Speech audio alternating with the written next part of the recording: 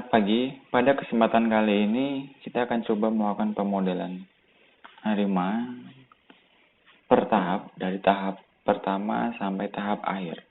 Sebelum kita melakukan pemodelan ARIMA menggunakan RStudio, ada beberapa package yang perlu diinstal. Package tersebut antara lain,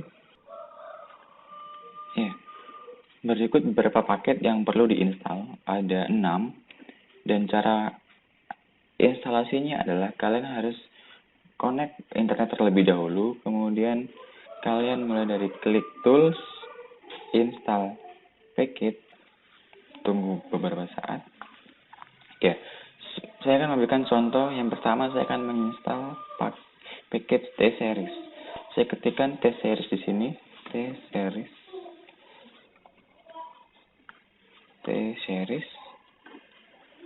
Kemudian saya akan install. Nah, setelah proses instalasi T-Series selesai, kalian lanjutkan dengan proses instalasi Forecast, LMTS, FitAR, dan lain sebagainya. Jadi kalian install paket-paket ini sesuai dengan tahapan yang barusan saja saya lakukan tadi. Sama. Setelah 6 paket berhasil diinstal, tahap selanjutnya adalah kalian harus memanggil paket-paket tersebut dengan menggunakan script sebagai berikut. Kalian panggil satu persatu dengan fungsi library, kemudian panggil. Seperti contoh misalkan T-Series. Kemudian kalian tekan Ctrl plus Enter. Nah, lakukan hal yang sama untuk kelima package yang lain.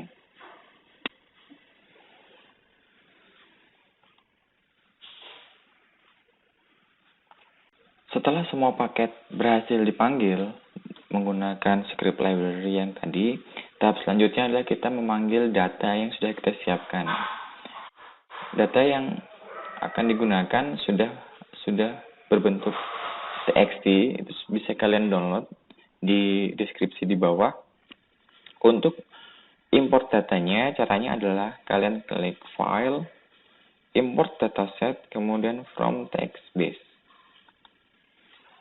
Nah, silakan kalian pilih di mana data tersebut tersimpan. Setelah itu kalian klik OK dan akan muncul kotak dialog seperti berikut. Kalian berikan namanya, ini tidak saya ganti, namanya tetap data pendapatan. Kemudian saya klik import. Nah, muncul sebuah variabel baru dengan nama data pendapatan dan berisi data-data yang telah disiapkan. Supaya tidak ada permasalahan dalam membaca data, saya akan deskripsikan ulang datanya. Saya akan persingkat namanya, yaitu pendapatan sama dengan data pendapatan. Saya bentuk dia seperti vektor dan hanya diambil kolom pertama. Kemudian saya tekan Ctrl Enter. Silakan kalian definisikan data seperti berikut.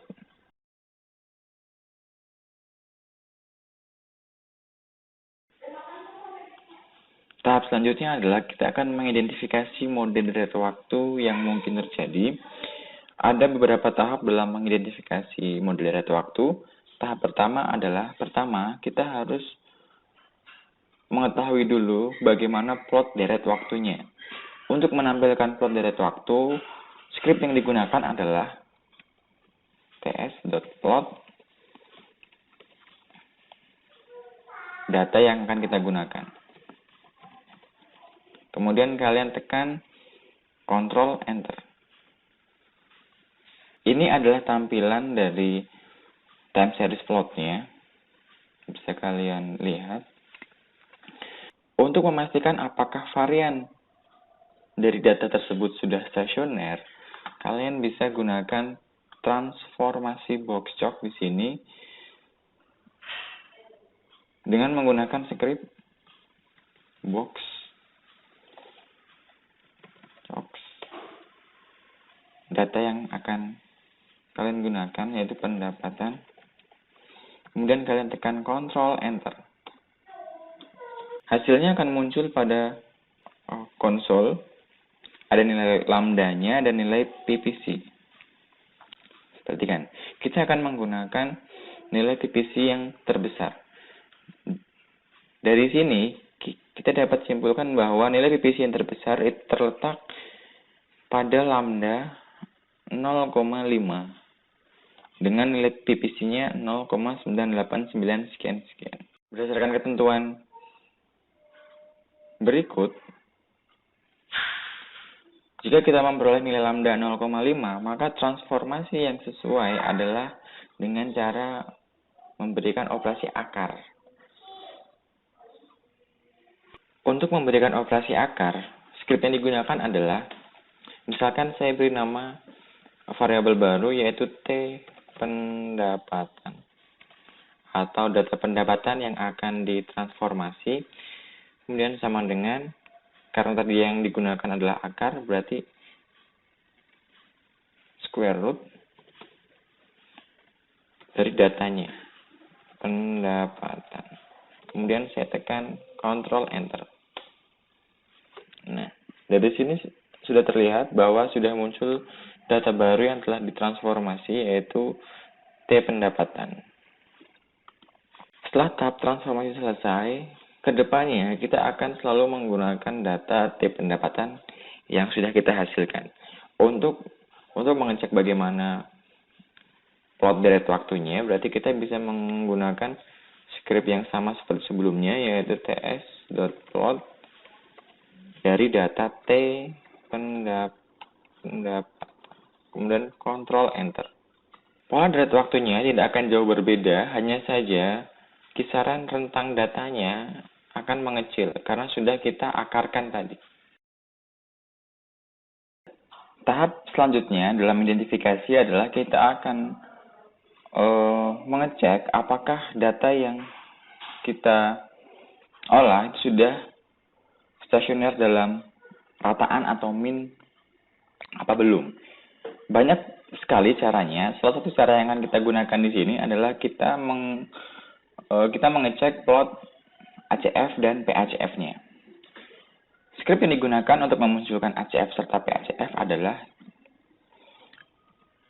ACF, kita gunakan skrip ACF dan inputkan data yang akan kita gunakan, yaitu T pendapatan. Ingat, gunakan data yang sudah ditransformasi. Kemudian kita tekan Ctrl Enter.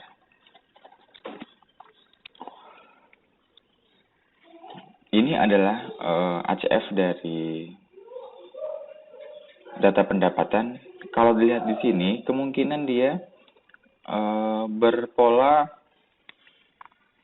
sinus atau eksponensial menurun lemah. Dan untuk PACF-nya, kita bisa gunakan skrip PACF T pendapatan. Nah, ini PACF-nya. Kalau dilihat secara plot, secara visual, kemungkinan data yang kita gunakan itu belum stasioner secara rataannya. Salah satu cara yang dapat digunakan untuk menstasionerkan data yang belum stasioner secara min adalah melakukan differencing. Cara differencingnya cukup mudah, hanya menggunakan skrip diff kalau di R. Supaya bisa dioperasikan secara langsung, berarti kita akan membuat plot ACF lagi, tapi dari data yang sudah di differencing. Itu ACF dari diff, kemudian data pendapatan yang adalah ditransformasi. Kita akan cek. Nah, ini adalah ACF dari data yang telah di differencing. Kalau dilihat di sini, ACF-nya sudah tidak berpola sinus ataupun eksponensial lagi. Dan kita akan cek PACF-nya. PACF.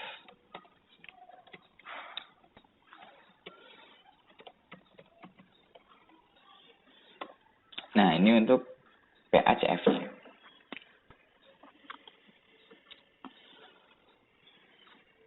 Kelemahan dari cara visual seperti ini adalah akan banyak persepsi antara si A, si B, si C, dan seterusnya.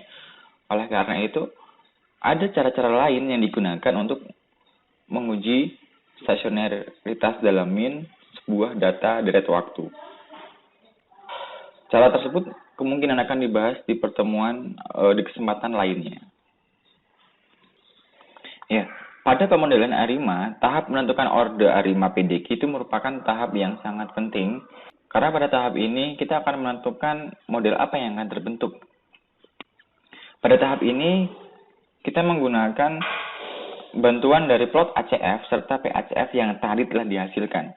Plotnya itu sudah tersimpan di bagian plot kalau kalian lihat di sini.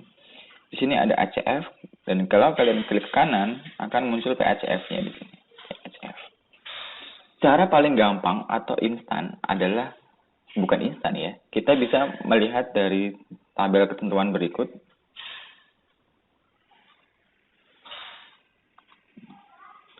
Atau kita bisa menduganya. Perhatikan. Kalau dilihat di ACF-nya, ada satu lag yang terpotong, yaitu lag pertama. Lag pertama terpotong, kedua tak terpotong, ketiga, dan seterusnya tidak terpotong. Tapi lag pertama dia terpotong. ACF terpotong di lag 1. Kita akan tulis. Untuk menulis keterangan, supaya dia tidak terbaca skrip, kita tambahkan pagar di depannya. ACF terpotong pada lag 1. Kemudian untuk PACF-nya kita akan cek. PACF-nya terpotong di lag 1, 2, dan 3. Kemungkinan 3. Untuk PACF-nya terpotong pada lag 1, 2, 3. Model ARIMA yang akan kita duga adalah ARIMA karena ACF-nya terpotong di lag 1 dan PACF-nya di lag 3, berarti kita bisa menduga ARIMA 3, 1 ini diferencing 1 kali tadi, dan 1. Ini model ARIMA yang pertama. Kemudian kita bisa menduga model ARIMA yang kedua, ARIMA 2, 1, 1. Atau bisa kita tambahkan lagi ARIMA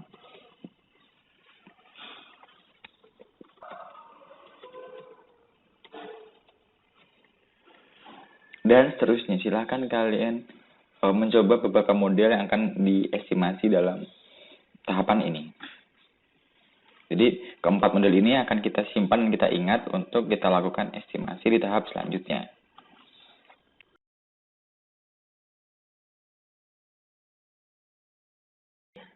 Tahap selanjutnya adalah melakukan estimasi parameter beserta pengujian parameternya. Kalau kita ingat di tahap sebelumnya, kita sudah memiliki 4 model yang akan kita duga, yaitu model ARIMA 311, ARIMA 211, ARIMA 111, dan ARIMA 011.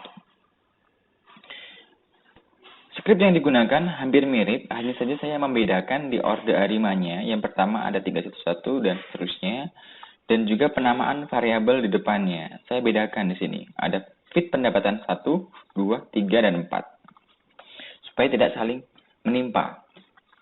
Kita akan coba cek yang pertama. Letakkan kursor di baris ke-45 di sini. Kemudian kalian tekan Ctrl Enter. Setelah itu kalian tekan Ctrl Enter lagi. Nah, akan muncul pengujian koefisiennya atau pengujian parameternya dari sini. Kalian perhatikan nilai di p-value-nya. Di p-value-nya. Dengan ketentuan bahwa parameter dikatakan signifikan jika nilai p-value-nya kurang dari nilai alfa. Alfa yang akan kita gunakan di sini adalah 0,05. Kalau dilihat di sini, nilai p-value yang terbentuk semuanya berada lebih dari alfa 0,05. Oleh karena itu, dapat kita simpulkan bahwa di model pertama, kita akan beri catatan di sini. Di model pertama,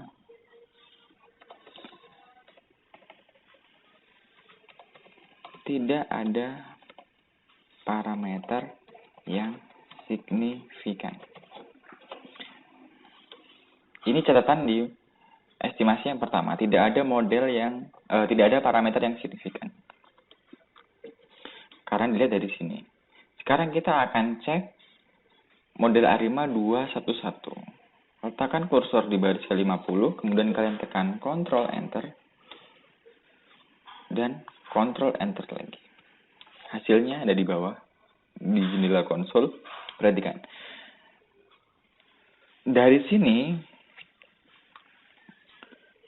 hanya ada satu parameter yang signifikan, yaitu parameter MA1. Perhatikan. Nilai p-value-nya lebih kecil daripada 0,05. Untuk parameter lainnya tidak signifikan. Berarti kita bisa beri catatan. Catatan di sini. Hanya parameter MA1 yang signifikan.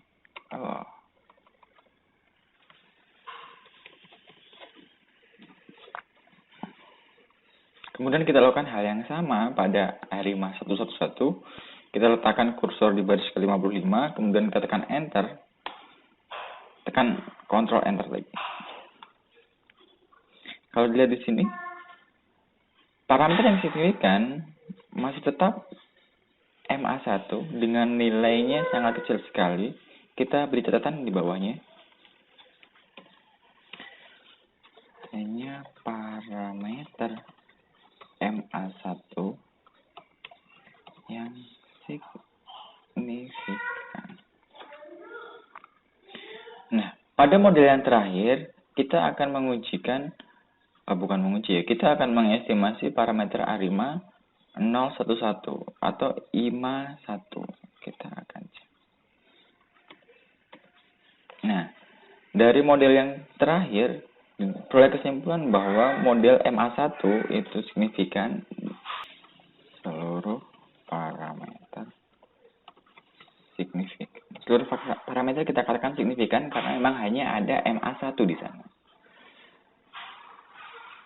Nah, dari sini kita akan tarik kesimpulan sementara bahwa model yang terbentuk dari data kita itu kemungkinan adalah ARIMA 011.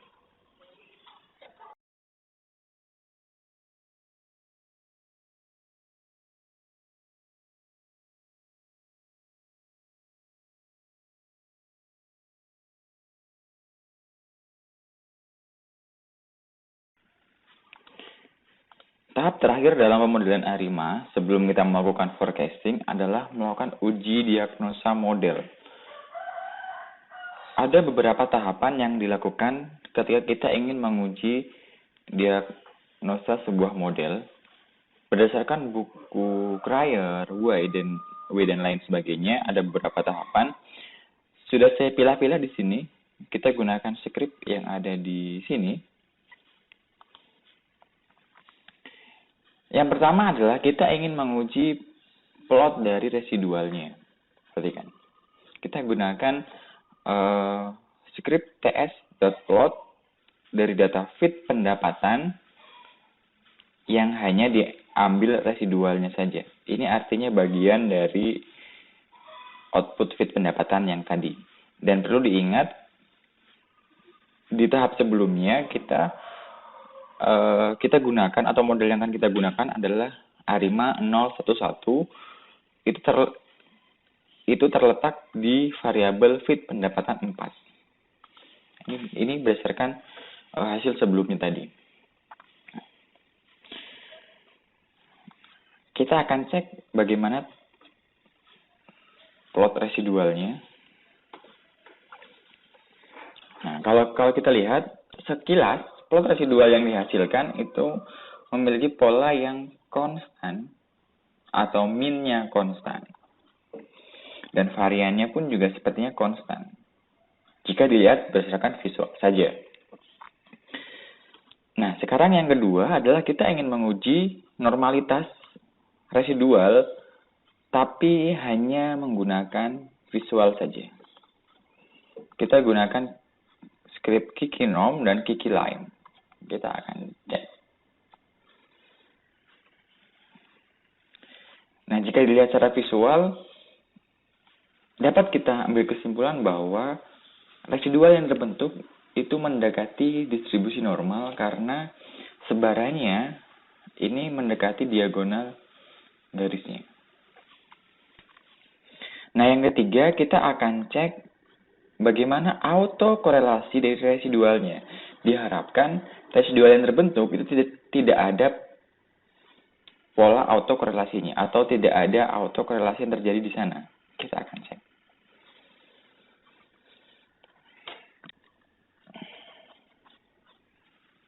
Nah, kalau dilihat di plot ACF-nya, dari lag 1, 2, sampai 10, tidak ada yang terpotong di batas. Semuanya di bawah garis biru. Ini artinya tidak terdapat autokorelasi di residualnya. Nah, dan yang terakhir untuk memastikan lagi, kita gunakan uji Liungbox. Kita gunakan lag 4, lag 8, lag 12, dan lag 16. Karena di awal kita tahu bahwa data kita itu mingguan, jadi mungkin bisa kita pilah berdasarkan 4 minggu, yaitu 1 bulan, 8 minggu, 2 bulan, dan seterusnya. Kita akan cek satu-satu. Yang pertama kita akan uji 4 lag pertama. Letakkan kursor di baris 77, kemudian kalian tekan enter. Ya, di sini akan muncul nilai p-value sebesar 0,4976. Jika kita telah dari sumber, model deret waktu dikatakan cukup atau kecukupan model terpenuhi jika nilai p-value-nya itu lebih dari alfa. Alfa yang kita gunakan di awal tadi atau di sebelumnya adalah 0,05. Jadi dari sini bisa didapat kesimpulan bahwa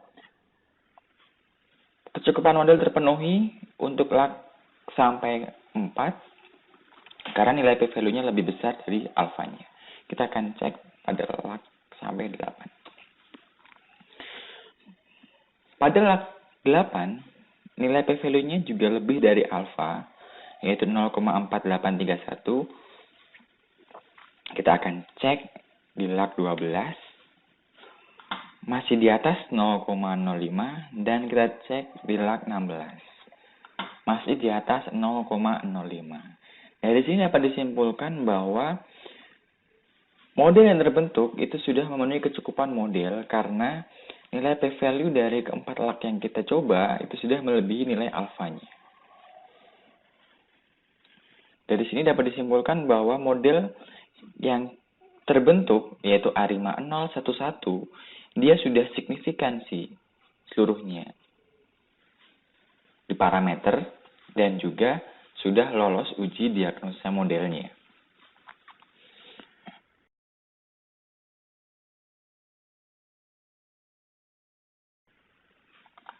Ya, tahap terakhir dalam pemodelan ARIMA adalah kita akan melakukan forecasting dari model yang sudah kita hasilkan. Kalau kita lihat di tahap sebelumnya, model yang kita dapatkan itu adalah ARIMA 011 yang telah signifikan parameternya dan juga lolos di uji diagnosanya. Script yang digunakan adalah seperti ini. Saya berikan nama variabel nilai prediksi dengan script forecast, kemudian nama variabelnya adalah fit pendapatan 4. Ingat, tadi kita gunakan fit pendapatan 4 untuk ARIMA 011. Kemudian hal sama dengan 1, yaitu forecasting 1 minggu ke depan atau 1 periode ke depan dengan interval prediksinya sekian. Saya akan run baris ke-84.